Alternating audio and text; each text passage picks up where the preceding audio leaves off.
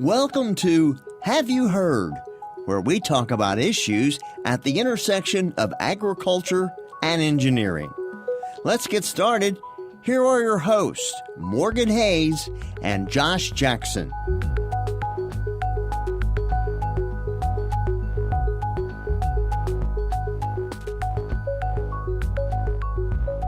Welcome. This is the Have You Heard podcast. This is episode 31. Today we're going to talk a little bit about some NRCS cost share programs. I'm Morgan Hayes. I'm an assistant professor in Biosystems and Ag Engineering at the University of Kentucky. And in my personal life, my husband and I farm in Boyle County, Kentucky, farm about 500 acres. It's a commercial cattle and hay operation. I'm Josh Jackson, assistant professor in Biosystems and Agriculture Engineering, also focused on precision livestock farming. And in my personal life, I also farm. We raise Western Angus cattle and focus on hay production. Yeah, Josh, it's been warm, although we got a little bit of rain this week, so it's been I would say a relief, but I don't think it was enough rain to call it a relief exactly, but better than zero rain this week. So we got about a half inch, and you can barely tell. You can't even really tell it rained. Yeah, if we'd be pushing if I said we got 2/10. We Wow. Not enough. So, but quite honestly, we had a little bit of dew the following morning, which doesn't sound that significant, but for anyone who's been in an area that's getting very dry, it's a good sign that there's at least some moisture there. Yeah. So, let's talk a little bit about what's been happening on the farms this week. Let's see. We're doing some repairs. Going to take apart a cutter bar. So we had a couple of bearings go out, and then we found, opened it up and found some ball bearings in that. So we're getting ready to do a quick tear down, looks like. Okay. So fun time. Are we done with first cutting at least? We are completely done with first cutting. So Okay. we're completely done with first cutting. So now it's just repairing all of our stuff prior to the next cutting. And so still waiting on some equipment repair. I think you're probably in the same boat, waiting on their tractor and other stuff, but trying to hopefully spread some manure and just doing some like a little bit of bush hogging. We've pretty much been done with bush hogging, but couple places now we're starting to clean up fence line. Yeah, we had a couple. Interesting, we have a couple trees, limbs down that we have to cut up. That came with the weather that didn't include a lot of rain this past week. A lot of wind, but not a lot of rain. A lot of wind. So we have some larger limbs. I don't think we have any full-size trees down, but significant enough limbs that will take a couple hours to get them cleaned up.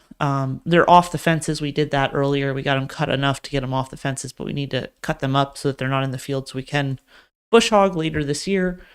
We're still working on our rotations. We still have all of our cattle on grass right now, although we are probably going to put at least one of our groups onto hay for about a week to try, hoping that we're getting some rain in the next weekend, hoping that will green up a couple pastures. So we're going to try and make sure the pastures don't get overgrazed.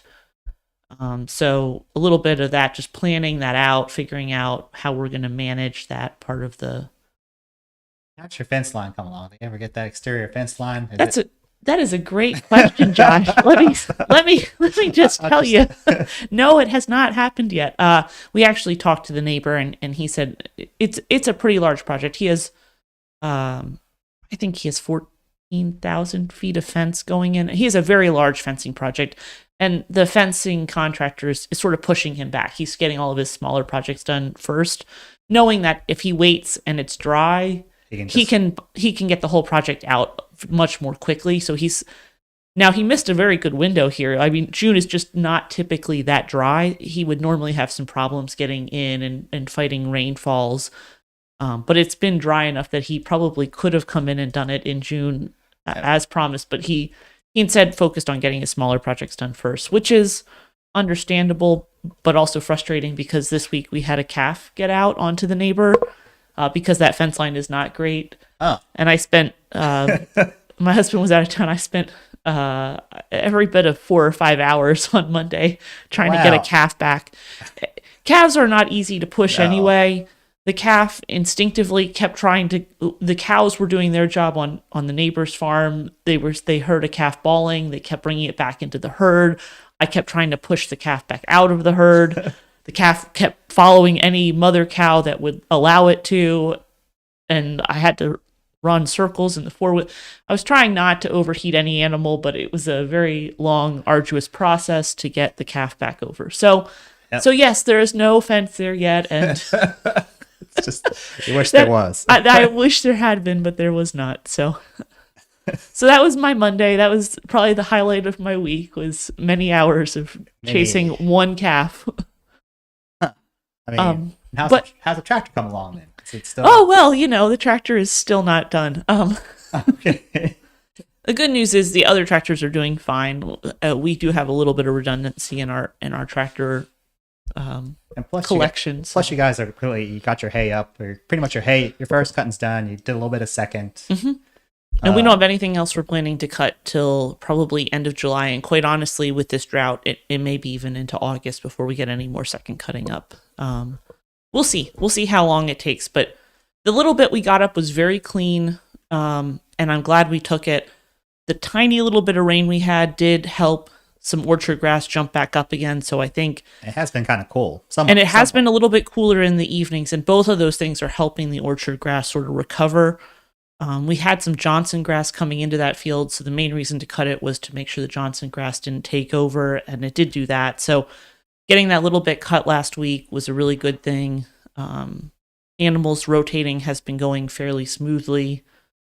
And for the most part, all of our animals look pretty good. We have one eye issue right now that we have to deal with today or tomorrow.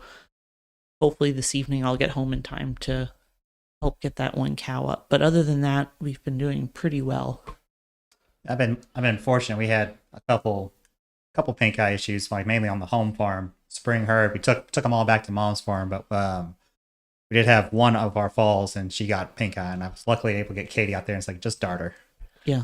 At some point, she's in a location where it'd be getting her up two or three different fields, and then it would have been a pain just to get her up at that point. Yeah, well, this cow is currently in the back. Fortunately, we are planning to move them forward to put them on hay, which will put her right next to the working facility. And the plan was to move her forward either tonight or tomorrow. So depending on weather or timing, we're just going to wait until we push them forward and then just push her in to work her rather than trying to call her up that many fields by herself early. We'll just allow that extra day. It doesn't appear, the eye's watering, and there's some indications of pink eye, but it doesn't appear like it's completely shut, or like that. For anyone who doesn't know, when pink eye gets bad, they tend to get like a blue eye. Yeah. It's not that bad right now, so we're sort of letting her sit until, just because of the stress of pushing an animal up that far by herself would be a lot. Yeah, and sometimes it's almost impossible. Like with the calf, it's almost to get one animal by themselves to move across an open expanse. Is sometimes even a longer fence line can be difficult. Exactly. So that's where we're at. We had I think a fairly good week. I'm glad we got our second cutting. I put that in quotes because in theory, what really happened is we had a very early first cutting and then a second cutting that came a little bit early as well. And in combination between the two cuttings, we have about the volume we would typically get off of a first cutting. We just had to go over the field twice to get it. A little bit extra diesel fuel. A little extra fuel at a pretty high price, but pretty clean hay, so at least we'll be able to sell it for premium pricing. So that's not so bad. And none of that is exactly what we're talking about today, but the next 3 weeks we have sort of a plan to talk about cost share programs and how we've been utilizing them on the farms. At least here in Kentucky, how these programs work. For anyone listening that's not in Kentucky, your state will have slightly different programs, although the NRCS programs we're talking about today tend to be more of a universal. Each state gets to choose which NRCS, National Resource Conservation Service, projects that they want to fund. And that's a state-by-state decision which projects they're going to fund. But the typical way that NRCS funds cost share is through their EQIP program. And both Josh and I have had EQIP projects on our farms, and so we're just going to talk a little bit about some of the projects that we've done. Typically an NRCS contract, just for anyone who doesn't know anything about this, I'm just giving you a little bit of background. The EQIP projects have a contract associated with them, so when you agree to do these projects, you get cost share. If you're a beginning farmer, it's quite high, it's 90%. Otherwise, it's a 50-50 split. So you basically are paying 50% of the project. Fortunately, we're both pretty young. I think both of us probably had them under beginning farmer. I'm not sure. I think so. Yeah. If you can get them under a beginning farmer project, it's a tremendous deal. Actually, you get a very large amount of work done for fairly small amount of money. So we had a larger equip project as a beginning farmer, and you also had some equip work that you've been doing on your farms. The contract, though, does require a certain number of years that it stays in operation. So if you invest in infrastructure or other things like that, you're committed to using that infrastructure for so long. Yep. And they have the right to come out and inspect it and confirm that it is being utilized. And if for some reason they don't like what you're doing, they can ask you for their money back. So it is a pretty large commitment you're making. It is a contract you're signing. You are committed to doing the project that you've... Within a time span. And there can be extensions. Yeah, you have a timeline in which you have to get the project done, and then you have a certain number of years after that you have to commit to still doing the process or the management associated with that project. So we'll talk a little bit about a couple of these projects as we kind of go through there. But it can be a little challenging sometimes to figure out how to sort of handle it, especially if the project isn't working exactly the way you want. Also, if you're planning to buy a farm, renovate it, and sell it, this is not a good contract to get into, because when you sell the farm, you would also be liable for someone else either managing the same contract that you have already put in place, or you would have to pay back the money on the sale of the farm. And in theory, you'd have to pay it back anyway, but only if NRCS follows up with you to do that. So there are some pretty big stipulations associated with the federal money. However, the projects, I think a lot of them are very helpful. Very beneficial. And so let's start, Josh, with what sorts of projects you've worked on your equip contract. So some of it's been interfencing, and probably so on myself, my brother's farm, a lot of it's just been interfencing and water and putting in waterers. Mm-hmm. And a lot of times that's called a rotational system. So they will pay for both the water and the fencing as part of a rotational system. So I've talked about on some of the past podcasts, like, about the pinwheel design or putting waters below the pond. A lot of those projects have been through NRCS, just getting the rotational and a lot of that interior fencing. So on one of the farms, we did have some interior fencing around the pond, but on the other ones, we had literally no interior fencing on the property. And so we had some temporary fencing we kind of set up. We tested it out for a year to decide did we like how it was oriented, how it was laid out. Went through a couple of rotations, and then we decided we're going to make this more permanent fence. Yeah. And on our farm, we have a rotational system too that was part of our equip project. Now, this was a farm that had existing interior fences, so some of it was replacing interior fences and some of it was new fencing. At one spot, we fenced off what is a seasonal waterway so that we can keep them out of it. We left the waterway attached to a hayfield, but the cattle don't graze the hayfield typically.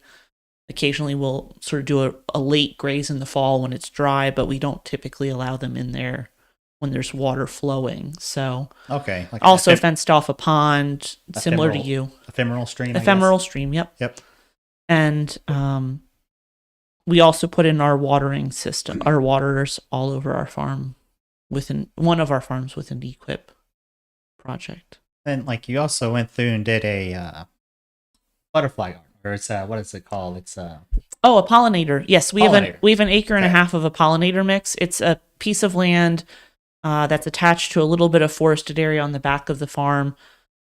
It's not super high quality ground, and it sits next to some crop ground. I've said this before that occasionally they don't always do a great job of cover cropping it in the wintertime, so we get a lot of weed pressure coming that direction anyway. So it's not like a high quality grass for us. It's not an ideal spot for us to have a lot of grasses. And my mother-in-law wants bees. In fact, we have a hive we're just starting this year. So, okay. So we put in this pollinator mix. We chose an acre and a half. I'm very happy with it. It gets bush hogged once late in the fall, and then it's just sort of a series throughout the summer of different flowering weeds. for lack of a better term. If you were doing this as a hay or some sort of crop operation, these are not things that you would necessarily want. It's very pretty. We definitely have pollinators. We see a lot of bees in there. We see some butterflies in there.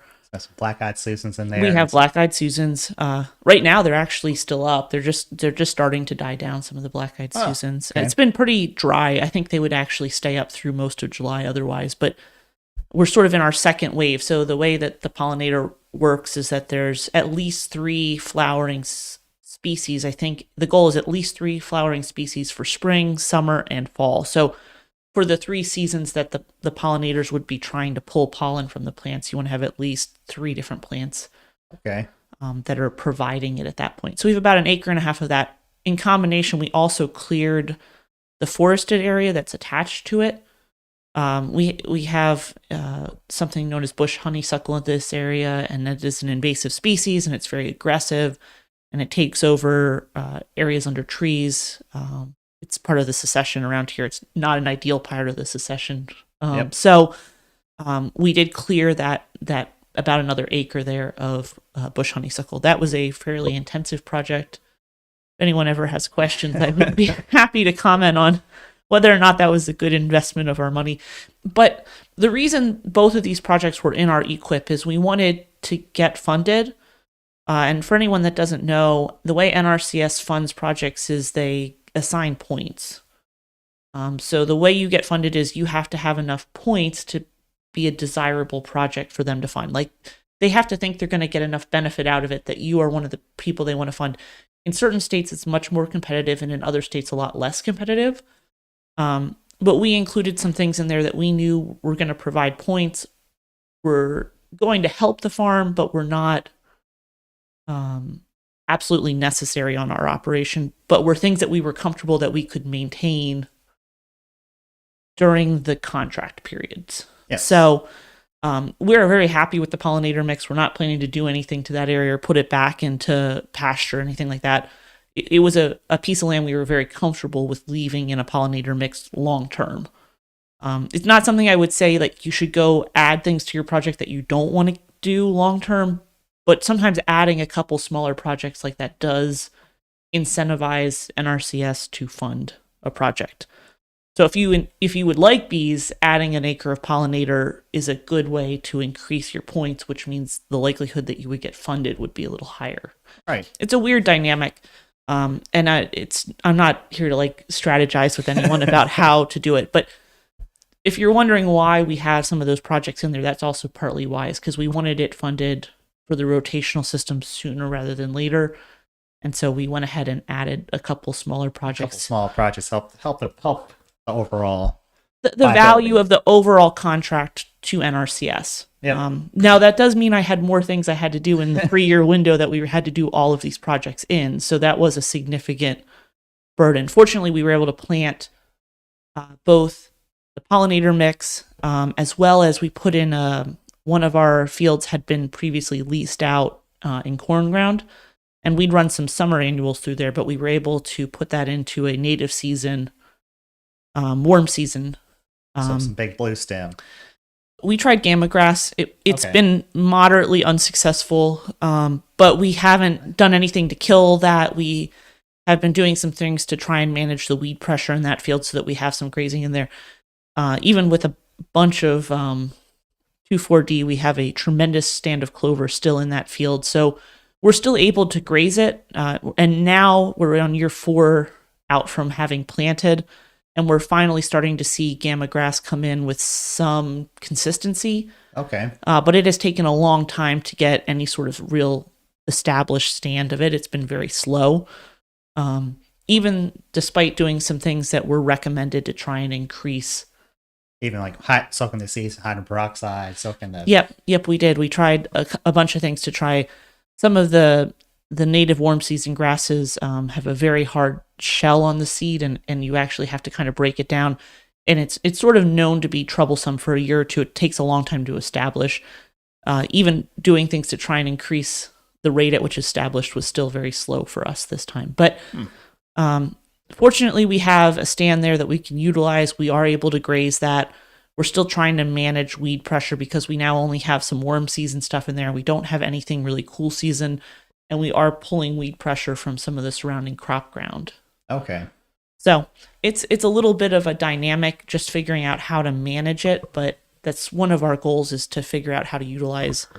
But I like having a warm season grass. I should specify, in general, I think having a pasture in warm season is a good idea. Especially this year. Especially this year, yeah. And it has actually done fairly well with the drier spring, summer, early summer. So, and they're currently, that's the field that I said the cattle are in, and they're coming back to the front onto hay.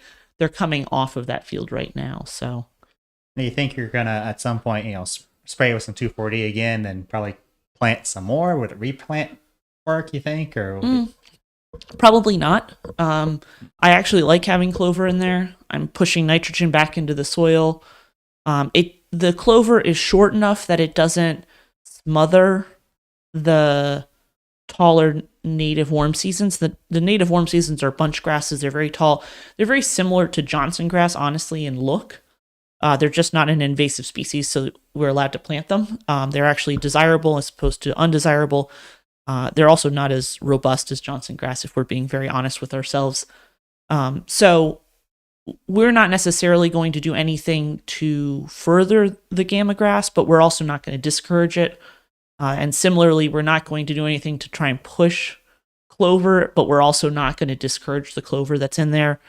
The one thing we will think about and talk about as we come out of this contract, and we aren't under that obligation, that 5-year obligation, is whether we want to plant some sort of perennial cool season that's not super aggressive, that we could have some sort of cover over most of the winter months so that we don't have the weed pressure that delays our spring growth. Okay. We might do some sort of a perennial rye or something, but not at a very heavy rate. Right. Something just to give us some cover and protection from the crop ground around us that isn't in cover, that brings in a lot of really aggressive weeds in the winter months. Huh. But this is, again, part of that contract thing. We have a certain number of years that we are required to maintain the native warm season grasses that we committed to, and we can't do anything that would disturb them. So we'll have to wait till after a few years before we can introduce something else. But I'm not unhappy with having them in there. It's just that it isn't a good enough stand that it in and of itself will be maintained long term. That's it. Yeah, it's an interesting project, and I think another one that's also been kind of interesting is the pasture renovation projects. And so with those, we can see you can add lime. So they're adding lime, potentially lime, depending on your soil test. Lime, I think maybe phosphorus and potassium. At some point, they were doing phosphorus and potassium, depending on your soil test again. And then clover. They're adding clover at a rate of, I think, maybe 10 pounds per acre. Yep. And so that was one I think we've applied for and gotten as far as renovating my pasture. When it initially started, it's like, yep, we're going to go ahead and renovate everything, put some lime down, phosphorus, but potassium, and get some good clover stand established. Yeah, and that's a big deal. Getting pastures, especially on newly purchased land, can be a lot of work and expensive. It can be very expensive to do. Animals having good rotation on a piece of land and managing it properly will get it out of that sort of funk that it's in if it's been overgrazed and mismanaged for a number of years. But that little bit of boost that a pasture renovation project can do could probably move it forward 4 or 5 years very quickly, which otherwise it's a very slow process to get it revamped. Absolutely. So, and there's nothing that you can do to revamp it that fixes lime issues other than adding limes. And around here, that's a pretty significant requirement on a regular basis, is to lime our pastures. So depending on where you are in the U.S., that may not be quite as critical. But around here, from a pH perspective, we have to add lime. I'd say on most of our fields every 3 years, sometimes every 5, depending on the quality of the field.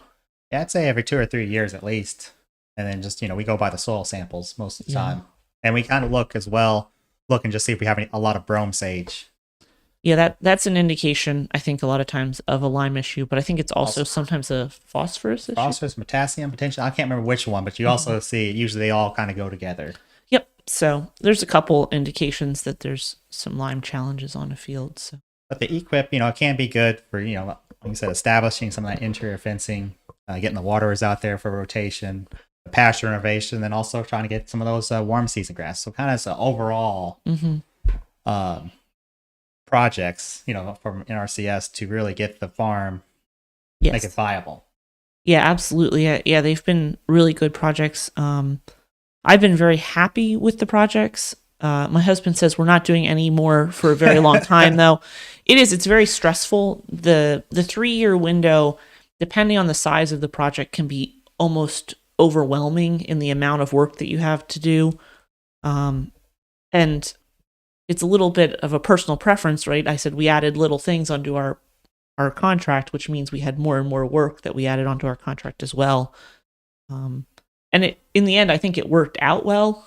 But we had 40 acres that we had to reseed all of our interior fences, which was, a couple miles of interior fencing and over a mile of water line going in. And then a winter feeding pad that was part of our project as well. The other thing I would say is all of these are projects related to grazed animals. Yes. EQIP has a lot of other projects out there, so we didn't talk at all about manure storages, or we didn't talk about, I'm trying to think, there's sometimes like people will put in like composting for animal mortalities. All of those things are projects that NRCS will cover in certain states, depending on where you are and what you're asking for. And neither of us have those types of projects. But if you needed to do that, then you would also have to have things like a comprehensive nutrient management plan. And so there's more contingencies in order to get that. And at least for us, all we have to have is the Kentucky Ag Water Management Plan in order to do these projects. But for some of the other larger animal projects, there are also requirements to have a nutrient management plan in place and some of those things, which makes sense. It's a good idea to have them anyway, but certainly critical for that. And also having some of your soil tests. Yes. So you know. Yeah, absolutely. There are absolutely requirements to have soil tests for a number of these projects. And like the one thing, we didn't mention, so they come out there, they do the inspection. So, they do, there's been a couple times where we had to modify, the brace that we used, or modify, certain aspects. And so it is inspected to make sure that it is correct, and it is, they measure the distance. And one thing we had to work with them on was some of the where we hit a lot of rock, and so I actually had to have a rock saw come in. It's like, well, you can see from here to here, the line is pretty much, you can see the rocks on the surface, and they have buddies underneath the ground. Yes. So that can be a challenge. You mentioned the challenges. Yep. Just if you're putting that water line in, and even posts in. Yep. Yeah, I mean, putting in both the fencing and the watering systems, there are very clear requirements on what they expect you to do. You can always, sometimes, well, I shouldn't say that. Often you can do slightly more than what they're asking for, but you certainly can't do less. Yes. Sometimes people will put in structures as part of a project. They'll have like a covered feeding area or covered manure storage or a lot of those things. And some of the requirements for things like that can also be very stringent. Yeah, the engineering guidance on them is very strict. And it's because it's a more general guidance than NRCS develops that's more universally acceptable across a lot of the U.S. And it has maybe slightly higher snow loads than we typically see here. And it's certainly accounting for most of the wind speeds we would see in most of the U.S. So they can be pretty, well engineered and possibly slightly over engineered depending on what your requirement really is. But the cost share might be enough to offset some of those additional costs. So it's a little bit of a, I don't know if it's a catch-22 exactly, but it's a little bit of just something you have to be aware of as you get into the contract. You also need to look at the specifications that NRCS has for the project and make sure that you're comfortable with meeting those specifications, because if you don't meet them, then you won't get paid. Yes. And so at some point you'll have to bring everything up to spec. Absolutely. So it's a very interesting process to go through. Having a good local NRCS agent that can help you through that process is helpful. Almost all counties have their own NRCS agent that can come out and meet with you and talk about a project if you're interested in it. Josh and I actually share the same NRCS agent. We share our two counties share an office. So, but they are interesting projects. There's always interesting things that they're willing to do. I think it's worth, talking to them at least on an annual basis or biannual basis, because projects I think typically are in November, but there can be other projects going on that you just need to ask them about. Absolutely. So it's worth at least knowing what's happening so that you have a pretty good grasp on what you could do and if it's something you're interested in doing with them. I don't tell anyone that they absolutely should use NRCS, but I absolutely don't tell them not to either. I think there's a balance point, and you have to balance on your own farm your expectations, the government's expectations if you commit to a project like this, and then the benefits of what that project might actually do on your farm. Yeah, because it's gonna, and some of it, and some like where you're fencing off the waterways, it's societal benefit, and Sure. So that's just you're getting offset, you're getting compensated eventually for providing that benefit. Yeah, and there are reasons to do it for both society and for the farm itself, and I've always felt good about fencing off some of my water. But I certainly wouldn't fence it off in such a way that I couldn't get access to it to mow or to do things like that. That would not be a good plan of action. I'm not necessarily looking to grow trees necessarily in some of my waterways, but I do want to protect them so that they don't erode for both my farm and for people that are downstream. Yeah. So that's what we think sort of about NRCS projects, I guess. There's certainly a lot more to talk about, but I think that's a pretty good general overview of the projects that we've done and how we felt about them. Let's talk just briefly before we end here on what's happening on the farm in the next week.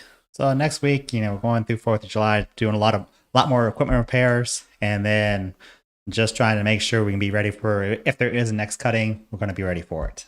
How about yourself? We have repair work to do as well. We are currently focusing on hauling in purchased hay right now. Okay. So we've already brought in quite a bit, but hopefully we're going to get some rain this weekend. I don't know where any wood is to knock on so that we can not make it go away again. But ideally we're going to get all that hay in and in the barn before any rain comes in on Saturday. So my husband is currently he's not hauling, he's unloading hay that we have someone else hauling in. So all right. But I think we would potentially have 2 barns full by the end of tomorrow. Great. I mean, we plus the hay that we have in from our own animals, so that would be a very good start for us on hay. I think we're kind of down. We usually have 2 barns full by this point. We have probably 1.5. Yeah, we have one barn that's 2/3 full, another barn that's about 1/3 full, and then we have about 100 5x5s outdoor stacked under tarp. We have a pretty good amount of hay in at this point. We're not behind on hay by any stretch of the imagination, but I expect we'll have another 300 or so, maybe a little bit more, that should arrive this week, which would be a pretty significant amount of hay. Yeah, amount of hay to get in, and that just puts us in a much better position if this is a drought that we're in and it's not going to get significantly better, that we're in a better position to handle it in the fall. Right. So that's where we are. We're on repairs and hauling hay.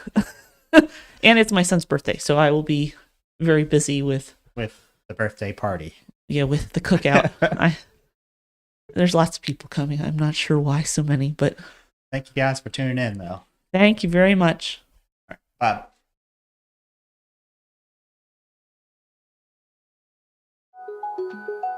Have You Heard is a production of the University of Kentucky College of Agriculture, Food and Environment, along with the Department of Biosystems and Agricultural Engineering. Discover what's wildly possible at ca.uky.edu.